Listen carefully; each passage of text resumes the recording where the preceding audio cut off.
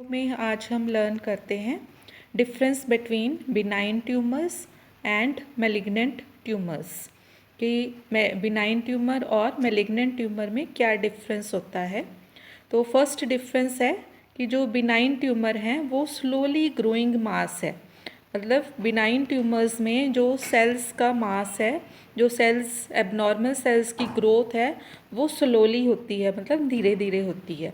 और malignant tumours में जो एबनॉर्मल सेल्स की ग्रोथ है या मास की ग्रोथ है वो रैपिडली होती है, मतलब जल्दी से होती है सेल्स की ग्रोथ।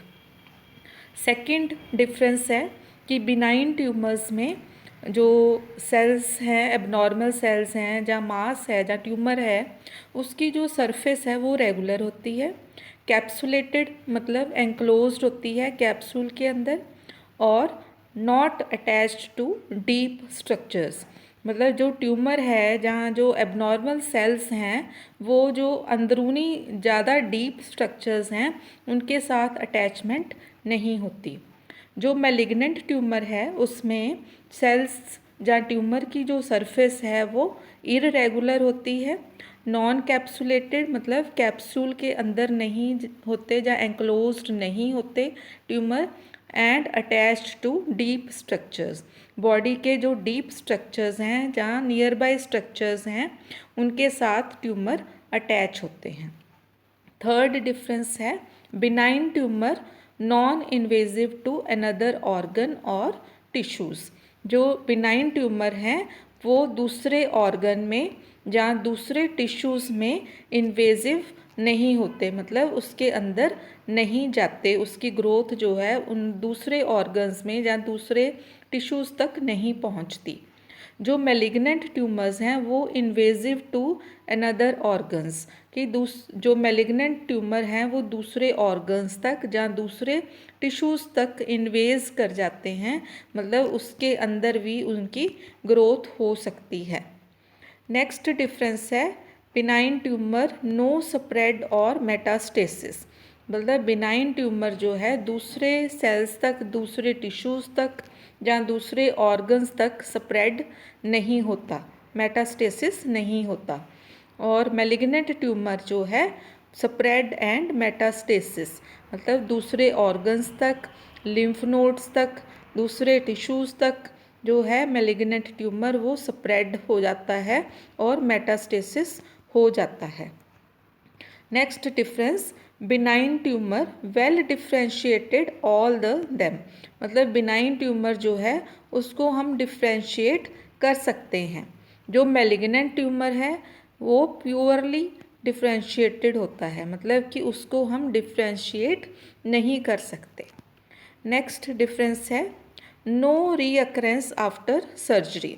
जो बिनाइन ट्यूमर है अगर सर्जरी से हम उसको रिमूव कर देते हैं तो वो दोबारा से नहीं होता, मतलब रीअकर नहीं होता। लेकिन जो मैलिग्नेंट ट्यूमर है वो रीअकरेंस आफ्टर सर्जरी, अगर सर्जरी से उसको रिमूव भी कर देते हैं तो भी वो रीअकर हो सकता है, मतलब दोबारा से मैलिग्नेंट ट्यूमर हो सकता है। Next difference benign tumour no bleeding in cut surfaces. जो बिनाइन ट्यूमर का अगर कट सर्फेसिस जो हैं उसकी, उसमें किसी भी तरह की ब्लीडिंग नहीं होती।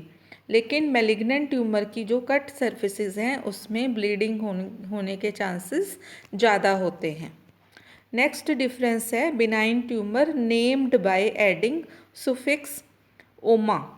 ओमा मीन्स मतलब जैसे फॉर एग्जांपल फाइब्रोमा, लिम्फोमा या लाइपोमा, ऐसे इसके एग्जांपल्स हैं बिनाइन ट्यूमर्स के।